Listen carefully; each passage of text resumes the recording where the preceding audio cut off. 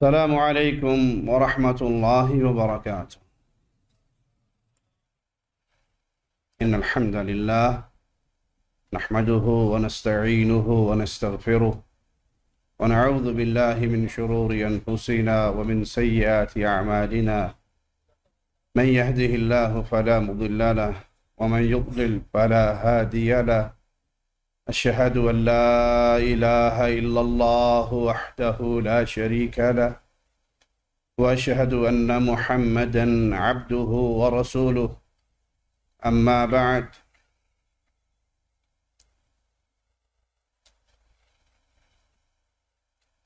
ہر کلمہ گو مسلمان یہ خواہش رکھتا ہے کہ زندگی کے اختتام پر جب قبر جنت کے باغوں میں سے ایک باغ یا جہنم کے گڑھوں میں سے ایک گڑھا بنے گی تو اللہ ہماری قبر کو جنت کا باغیچہ بنا دینا۔ حشر میں جب اعلان ہوگا فریق فی الجنہ،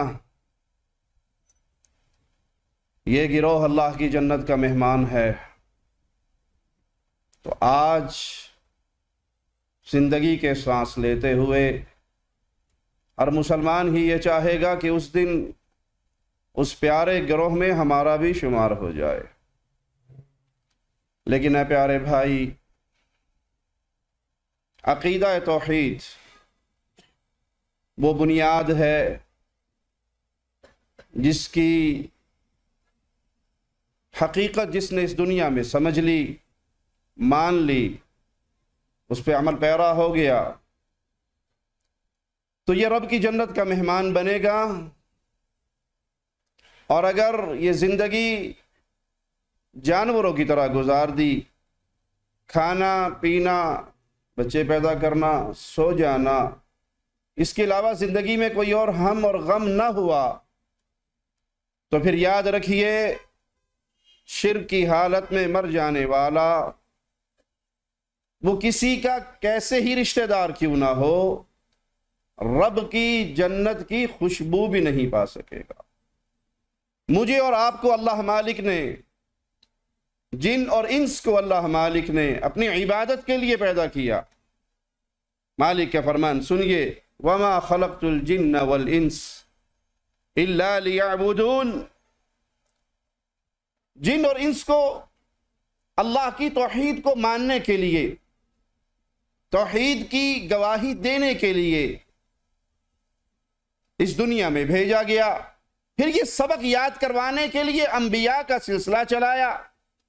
ہر نبی نے آ کے اپنی قوم کو قولوا لا الہ الا اللہ کا آوازہ یہ سبق یاد کروایا کہ نہ بھولنا کہ تم دنیا میں کیوں آئے ہو، یاد رکھنا کہ تم نے مرنے کے بعد پھر اللہ کے پاس جانا ہے۔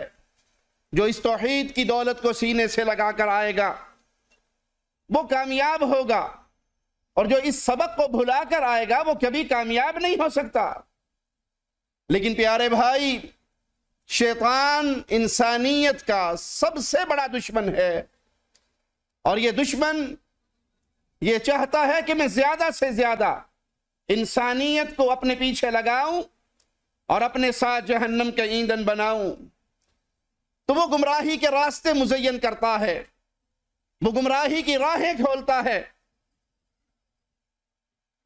اہل ایمان پر، انبیاء کے وارثوں پر، علماء پر یہ لازم تھا کہ وہ اس دعوت توحید کے مشن کو لے کر آگے بڑھیں۔ لیکن شیطان نے جہاں ہر طبقے کے شخص پر وار کیا، وہاں کچھ دعات پر بھی وار کیا، اور ان کو یہ مزین کر کے دکھایا کہ آپ دعوت توحید کو چھوڑ دیجئے، دعوت توحید کو ترک کر دیجئے۔ کیوں؟ توحید کی دعوت انتشار کا سبب بنتی ہے، اختلاف کا سبب بنتی ہے، لوگوں کی اکثریت روٹھ جاتی ہے، ناراض ہو جاتی ہے۔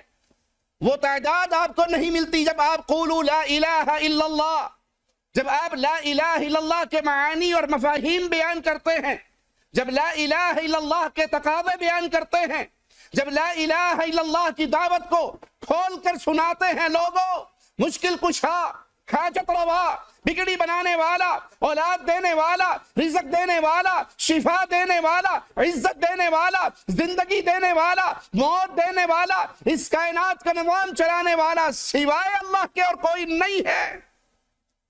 جن کو تم نے اپنا مشکل کشا، حاجت روا، جن کو تم نے اپنا اولاد دینے والا، رزق دینے والا سمجھا ہے، جن کی قبروں کے تم سجدے کرتے ہو، جن کی قبروں پر تم طواف کرتے ہو، جن کے نام کی تم دعائیں دیتے ہو، یا علی مدد اور یا رسول اللہ مدد کے نعرے لگاتے ہو، یہ اللہ کے بندے، یہ اللہ کے منگتے، یہ اللہ کے سوالی، یہ اللہ کے اولیاء، یہ اللہ کے پیارے، یہ سب اللہ والا راستہ دکھانے کے لیے آئے۔ ان میں سے کسی نے اپنی عبادت کا پیغام نہیں دیا۔ جب شیطان یوں مزین کرتا ہے کہ نہیں، توحید کا پیغام دو گے، امت میں توڑ پیدا ہوگا، امت کو جوڑیے، امت کو اکٹھا کیجیے۔ آج وحدت امت کے نام پہ کانفرنس ہوتی ہے اور اس میں لوگوں کا ایک جمگٹا اکٹھا ہوتا ہے، جس میں شرک کرنے والے، یا علی مدد کہنے والے، اللہ کے کلام کو تبدیل شدہ کتاب کہنے والے، پیارے حبیب کے صحابہ میں سوائے 4 کے باقیوں کو کفار کہنے والے، مومنوں کی ماں پر بدکاری کی تہمت لگانے والے، وہ اس وحدت امت کے نام کو مزین کرتے ہیں کہ توحید کو چھوڑ دیجئے، لا الہ الا اللہ کے پیغام کو چھوڑ دیجئے اور آئیے ہم اکٹھے ہو جائیں، اس امت کو جوڑیے۔ اللہ کی قسم یہ امت اکٹھی ہوگی اس منہج پہ چلتے ہوئے جس پہ محمد الرسول اللہ نے اکٹھا کیا صلی اللہ علیہ وسلم۔ میرے نبی علیہ السلام نے پہاڑی پہ چڑھ کے آواز لگائی تھی، تمہارے اندر ایک زندگی کا عرصہ گزارا ہے، کبھی میری زبان سے جھوٹ سنا؟ انہوں نے کہا کبھی آپ کی زبان سے ہم نے جھوٹ نہیں سنا۔ کہا پھر آج بھی سچ کہتا ہوں، قولوا لا الہ الا اللہ۔ گھر گھر لڑائی ہوئی تھی مکے کے، باپ مسلمان ہے تو بیٹا کافر، بیٹا مسلمان ہے تو باپ کافر۔ قریشیوں میں انتشار ہوا، اختلاف ہوا، ٹکڑے ہوئے، قبیلے بٹ گئے، قومیں بٹ گئی۔ دعوت توحید کی بنیاد پہ پھر انتشار کے بعد جب لا الہ الا اللہ کو سینے سے لگایا تو رب نے اکٹھا کیا اور کہا اگر پوری دنیا کا مال بھی خرچ کر لیتے آپ ان کو اکٹھا نہ کر سکتے، یہ لا الہ الا اللہ کی برکات ہے۔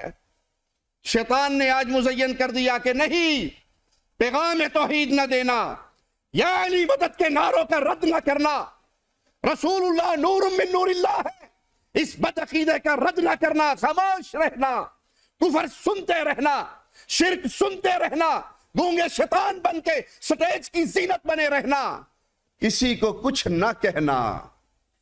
کسی کو کچھ نہ کہنے کا درس دینے والوں، تم اس راستے پر نہیں ہو جس راستے پر محمد الرسول اللہ صلی اللہ علیہ وسلم نے امت کو چلایا، اور وہ راستہ قرآن حکیم بیان کرتا ہے وَأَنَّ هَذَا صِرَاطِي مُسْتَقِيمًا، یہ ہے میرا وہ سیدھا راستہ۔ عبادت صرف اللہ کی، اللہ کی عبادت میں کوئی شریک نہیں ہو سکتا۔ فَاتَّبِعُوهُ وَلَا تَتَّبِعُوا السُّبُلَ، آؤ میرے پیچھے چلو۔ جو محمدی بننا چاہتا ہے وہ عقیدے کی اصلاح پر زور دے، وہ توحید کا پیغام دے، وہ سٹیج پہ کسی کو بلائے، اکٹھا کرے، اس کی بنیاد لا الہ الا اللہ ہو۔ توحید کو بھلا کر وحدت امت کا نعرہ، یہ شیطان کے جملے ہیں، اس سے رحمان کبھی راضی نہیں ہو سکتا۔ اور اگر یہ راستہ چھوڑو گے تو پھر تم بھول بھلیوں میں گم ہو جاؤ گے۔ اور پیارے بھائی، یہ سوچنے والوں کہ اگر ہم توحید کا پیغام دیں گے، عقیدے کی اصلاح کی دعوت دیں گے، لوگ اکٹھے نہیں ہوں گے، ویوز زیادہ نہیں ملیں گے، ووٹ زیادہ نہیں ملیں گے۔ میرے آقا علیہ السلام نے انبیاء کے آنے کا منظر کچھ یوں بھی بیان کیا، کوئی نبی اٹھائے جائیں گے، ان کے ساتھ ایک جماعت ہوگی، کسی کے ساتھ چند افراد ہوں گے، کسی کے ساتھ 2 ہوں گے، اور کوئی ایسا بھی اٹھے گا جس کے ساتھ کوئی بھی نہیں ہوگا۔ میں سوال کرتا ہوں توحید کو پس پش ڈال کر، وحدت امت کے نام پر شرک پہ قوم کو اکٹھے کرنے والوں، جو نبی 70-80 سال 100-200 سال زندگی گزار کر گئے، پیغام توحید دیتے دیتے فوت ہو گئے یا شہید کر دیے گئے، ایک بندہ بھی ان کے ساتھ ان کا صحابی نہ بن سکا۔ دل پہ ہاتھ رکھ کے بتائیے کوئی مسلمان کہہ سکتا ہے کہ یہ نبی ناکام گیا ہے؟ جی بولو، مجھے سب آگے نے ہونتے بولو، وہ پھر آپ کو بلائیں گے پھر بولو گے اب شاہ جی کے بلانے پہ بول پڑو۔ وہ بندہ ناکام گیا کہہ سکتا ہے کوئی مسلمان؟ ایک بندہ مسلمان نہیں ہوا، کیا وہ نبی ناکام گئے؟ او پیارے بھائی، اللہ کے لیے اس حدیث سے سمجھ لو، کامیابی اور ناکامی کی بنیاد کثرت نہیں ہے، ویوز نہیں ہے، تعداد نہیں ہے، لوگوں کے جمگٹا نہیں ہے، جمع غفیر نہیں ہے۔ کامیابی کی بنیاد یہ ہے تو محمد کے راستے پہ چلا تھا یا نہیں صلی اللہ علیہ وسلم۔ تو شیطان کے اس مزین کیے ہوئے نعرے کو دفنا دیجئے کہ ہم توحید کو بھلا کر امت کی وحدت چاہتے ہیں۔ ارے نہیں، اللہ کی قسم، ہم امت کو اکٹھا کریں گے اس منہج پہ چلتے ہوئے جس پہ رسول اللہ صلی اللہ علیہ وسلم نے کیا تھا، قولوا لا الہ الا اللہ۔ کوئی ملے یا نہ ملے ہم آواز لگائیں گے، یا علی مدد کا نعرہ شرک ہے، یا رسول اللہ مدد کا نعرہ شرک ہے، ہم آواز لگائیں گے۔ محمد کریم کو نور من نور اللہ کہنا شرک ہے، اور ہم شرک کو برداشت۔ اے توحید کے سچے دعات، یہ سب سے بڑی خرابی آج کے معاشرے میں جو شدت سے پھیل رہی ہے کہ آپ توحید کی دعوت کو بھلا دیجئے، اکٹھے ہو جائیے، کسی بھی طرح اکٹھے ہو جائیے، تبلیغ کے نام پہ ہو جاؤ، صحابہ کی محبت کے نام پہ ہو جاؤ، اور کسی بھی نام پہ ہو جاؤ، لیکن انتشار و افطراء کی بات نہ کرو۔ اور کچھ لوگوں نے یہاں اپنا کام دکھایا، اس نے کہا نہیں، یہ اہل حدیث تو ویسے ہی ڈراتے رہتے ہیں، شرک کا کوئی ماجرا ہے ہی نہیں، اس امت سے شیطان شرک کروا ہی نہیں سکتا۔ امام الموحدین ابراہیم علیہ السلام وہ اللہ سے دعا کرتے ہیں، وَجْنُبْنِي، اے اللہ مجھے بچا، اے اللہ میرے بیٹے کو بچا، میری اولاد کو بچا، کس چیز سے؟ ان نعبد الاصنام، کہیں ہم بتوں کے پجاری نہ بن جائیں۔ امام الموحدین شرک سے اپنی اور اپنی آل کے لیے ڈر رہے ہیں، اور آج یہ کہا جائے کہ نہیں شرک کا رد نہ کریں، توحید کی دعوت دینے کی ضرورت ہی کیا ہے؟ ہم خاندانی جدی پشتی اہل حدیث ہیں، ہم تو توحید کو سمجھتے ہیں، اور مسائل پہ بات کیجئے۔ نہیں، اللہ کی قسم، جب بھی دعوت کی بنیاد رکھی جائے گی، آقا علیہ السلام کے اس طریقے کو یاد رکھا جائے گا۔ سیدنا معاذ کو بھیجا یمن کی طرف، اہل کتاب کی طرف جا رہے ہو، سب سے پہلے ان کو دعوت دینا، قولوا لا الہ الا اللہ، اللہ کی عبادت کی دعوت دینا۔ اور یہی دعوت توحید جنت کے حصول کا ذریعہ ہے، جہنم سے بچنے کا ذریعہ ہے، دنیا میں حکومت پانے کا ذریعہ ہے۔ وعد اللہ الذین آمنوا منکم وعملوا الصالحات، اللہ کا وعدہ ہے ایمان والو تم سے، اے نیک اعمال کرنے والو۔ کیا وعدہ ہے؟ لَيَسْتَخْلِفَنَّهُمْ فِي الْأَرْضِ، تمہیں زمین میں اللہ حکومت دے گا، تمہیں زمین میں قرار دے گا۔ ارے نہیں یقین آتا، ماضی قریب میں دوڑیے، دیکھیے اسی سعودی عرب کو، اسی حجاز کو، اسی پیاری سرزمین کو جہاں پر بیٹھ کے تم سکھ کا سانس لیتے ہو، امام محمد بن عبد الوہاب رحمہ اللہ، امام محمد بن سعود رحمہ اللہ، قولوا لا الہ الا اللہ کی بنیاد پہ تحریک برپا کی، نہ سیاست کی بنیاد پہ، نہ جمہوریت کی بنیاد پہ، نہ دنیا کے کسی اور مسئلے کی بنیاد پہ، نہ دین کے کسی اور مسئلے کی بنیاد پہ۔ سب سے پہلا واضح تھا ان کا، ایک رب کی پوجا ہوگی، اور رب کی عبادت کے علاوہ کسی اور کی عبادت نہیں ہوگی۔ اس دھرتی پر توحید غالب ہوئی۔ پھر اس کے بعد امام عبدالعزیز آل سعود رحمہ اللہ تشریف لائے، اس پاک سرزمین کو دوبارہ شرک کی جڑی بوٹیوں سے پاک کیا، توحید کے جھنڈے کو یہاں گاڑا، اور آج تک اللہ کی وحدانیت کا یہ پرچم سعودی عرب میں بلند ہے یا نہیں؟ ڈھونڈتے ہیں لوگ، پچھلے دنوں یمبو کے راستے میں قدم ڈھونڈ لیا، کہ اللہ کے نبی صلی اللہ علیہ وسلم کا قدم ہے، اس کی چوما چاٹی شروع ہو گئی۔ امیر مکہ کو اللہ سلامت رکھے، انہوں نے فوراً وفد کو روانہ کیا اور اس ذریعے کو ہی مٹا ڈالا جو انسان کو انسان کی عبادت کی طرف لے کر جاتا ہے۔ آج بھی رب کی توحید یہاں پہ غالب ہے، رب کی وحدانیت کے جھنڈے گڑے ہوئے ہیں، تو آپ نے کامیاب ہونا ہے۔ راستہ وہی ہے محمد کریم صلی اللہ علیہ وسلم کا دیا ہوا راستہ۔ اس توحید کی دعوت کو اپنے سینے سے لگائیے۔ یہ یاد رکھیے، اس دھرتی پہ جنہیں اللہ غلبہ دے گا ان کی حالت کیا ہوگی؟ یعبدوننی لا یشرکون بی شیئا، وہ اللہ کی عبادت کا عمل اپنی زندگیوں میں جاری کرنے والے، اس عمل کو آگے پھیلانے والے اور اللہ کے ساتھ کسی کو شریک نہیں بنانے والے۔ آج تو شرک کی حالت یہ ہے، اس دنیا پر اپنے پیروں کا تصرف کیسے غالب کیا گیا۔ انڈیا کے ایک بابا جی کا میں کل ہی کلپ دیکھ رہا، کہنے لگے کوئی پیر عبد القادر جیلانی صاحب کی زیارت کے لیے ایک بزرگ آئے تو ان کے حجرہ شریف سے بڑا خوبصورت نوجوان نکلا۔ پوچھا جیلانی صاحب یہ کون ہے؟ بڑا ہی خوبصورت نوجوان۔ کہا یہ عید کا چاند تھا، عبد القادر جیلانی سے اجازت لینے آیا تھا کہ 29 کو نکلوں یا 30 کو نکلوں۔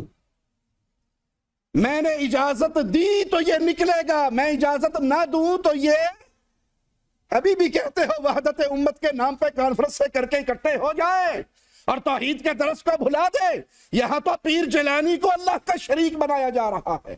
ہم تو نبیوں کے بارے میں تمہیں ڈراتے تھے، ولیوں کے بارے میں ڈراتے تھے، یہ آج کے مولویوں کو اٹھا کر کس مقام پہ فائز کر دیا۔ یہی مولوی صاحب کہتا ہے اگر سارے درخت کلمے بن جائیں، سارے سمندر سیاہیے بن جائیں اور میرے پیر عبد القادر جیلانی کے کلمات لکھنا شروع کر دے تو کلمے خشک ختم ہو جائیں، سیاہیے خشک ہو جائیں، پیر جیلانی کی باتیں ختم نہ ہو۔ قل لو كان البحر مدادا لكلمات ربي لنفد البحر قبل ان تنفد كلمات ربي۔ یہ میرا رب کی شان یوں بانٹی جائے پیروں اور فقیروں میں، اور کوئی ہمیں لولی پاپ دے کہ وحدت امت کے نام پہ اکٹھے ہو جاؤ، ہم پیغام دیں گے اللہ کی قسم تم جو بھی ہو جہاں بھی ہو تم وہ نہیں ہو جس راستے پر ابو بکر، عمر، عثمان و علی چل کر آئے تھے رضوان اللہ علیہم اجمعین۔ تو پیارے بھائی اس توحید کی غیرت کو زندہ رکھیے، چند غلطیاں اپنے سامنے رکھیے اور اس سے اپنے دامن کو بچائیے۔ غیر اللہ کی عبادت، یہ غلطی بہت زیادہ پھیل چکی ہے۔ فوت شدہ لوگوں کو پکارا جاتا ہے، ان سے مدد مانگی جاتی ہے، ان سے مشکلات حل کروائی جاتی ہیں، ان سے اولاد طلب کی جاتی ہے، ان سے شفا مانگی جاتی ہے، ان کی قبروں پہ سجدے ہوتے ہیں، ان کی قبروں کا طواف کیا جاتا ہے، ان کی قبر کی طرف منہ کر کے نمازیں پڑھی جاتی ہیں۔ بلکہ ہم نے تو شجاباد کا وہ منظر بھی دیکھا کہ پیر صاحب کی قبر کا طواف ہو رہا ہے اور لبیک اللہم لبیک کے نعرے لگ رہے ہیں۔ ہم کہتے ہیں کاش تم نے ان جملوں کو اردو میں اپنی زبان میں سمجھا ہوتا، تم کبھی بھی غیر اللہ کے اس طرح عبادت نہ کرتے۔ پیارے نبی صلی اللہ علیہ وسلم سے مالک اعلان کرواتا ہے قل ان صلاتی ونسکی ومحیای ومماتی للہ رب العالمین، کہہ دیجئے ان صلاتی، میری نماز، میری قربانی، میری ساری عبادتیں، میری زندگی اور میری موت، یہ ساری ایک اللہ کے لیے ہے۔ نبی کی نماز اللہ کے لیے، سجدے اللہ کے لیے، رکوع اللہ کے لیے، نظر اللہ کے لیے، عبادتیں اللہ کے لیے، قربانی اللہ کے لیے، تو کسی اور کے لیے قربانی کوئی اور کر سکتا ہے؟ یہ ہے وہ راستہ، جس راستے پہ چلیے اور اپنے دوستوں کو چلائیے اور اعلان کیجئے لا شریک لہ وبذالک امرت وانا اول المسلمین۔ اللہ کا کوئی شریک نہیں ہے، نہ اس کی ذات میں، نہ اس کی صفات میں، نہ اس کی عبادت میں، وہ تنہا ہے، یکتا ہے۔ نہ محمد کریم صلی اللہ علیہ وسلم نور من نور اللہ ہے، وہی جو مستوی عرشدہ خدا ہو کر اتر پڑا مدینے میں مصطفیٰ ہو کر، یہ ایسے ہی کفر ہے جیسے عیسیٰ علیہ السلام کو اللہ کا بیٹا کہنا کفر ہے۔ اللہ کا کوئی شریک نہیں۔ یاد رکھیے اس سبق کو، ان الفاظ کو اپنے دل کی تختی پہ لکھیے وَأَنَّ الْمَسَاجِدَ لِلَّهِ فَلَا تَدْعُوا مَعَ اللَّهِ أَحَدًا، یہ مسجد اللہ کے لیے ہے، ان میں غیروں کو نہ پکاریے، غیروں کی عبادت نہ کیجیے۔ کیوں؟ یہ شرک جرم اتنا بڑا ہے۔ ان اللہ لا یغفر ان یشرک بہ، اللہ نے شرک کے جرم کو کبھی معاف نہیں کرنا، اور جس کے لیے جو چاہے گناہ معاف کر دے۔ انہ من یشرک باللہ، جو شرک کرتے کرتے مر گیا، جنت کے دروازے اس پہ بند ہیں، جہنم کے دروازے کھلے ہیں، اور جہنم بہت برا ٹھکانہ ہے۔ دوسری غلطی بعض لوگوں کے اندر لا الہ الا اللہ کے مفہوم میں، اس کے ترجمے میں، وہ کہتے ہیں اس کا معنی یہ ہے اللہ کے علاوہ کوئی خالق نہیں ہے، اللہ کے علاوہ کوئی نئے سرے سے پیدا کرنے والا نہیں ہے۔ کوئی کہتے ہیں اللہ کے علاوہ کوئی حاکم نہیں ہے، حاکمیت اللہ کے لیے ہے۔ یہ صحیح ترجمہ نہیں۔ لا الہ الا اللہ کا صحیح معنی، صحیح مفہوم یاد کیجئے، اللہ کو خالق ماننے سے انکار، یہ تو کفار مکہ نے بھی نہیں کیا تھا۔ مالک کا فرمان سنیے، وَلَئِن سَأَلْتَهُمْ مَنْ خَلَقَ السَّمَاوَاتِ وَالْأَرْضِ، ان سے پوچھئے زمین و آسمان کا خالق کون ہے، یہ کہیں گے اللہ۔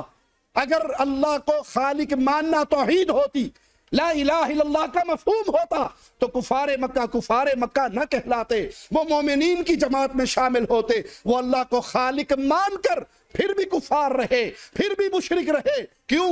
لا الہ الا اللہ کا معنی یہ ہے حق کے ساتھ پوجے جانے کے قابل سوائے ایک اللہ کے اور کوئی نہیں ہے، اور جس کی پوجا ہو رہی، جس کی پوجا ہو رہی وہ باطل پہ ہو رہی۔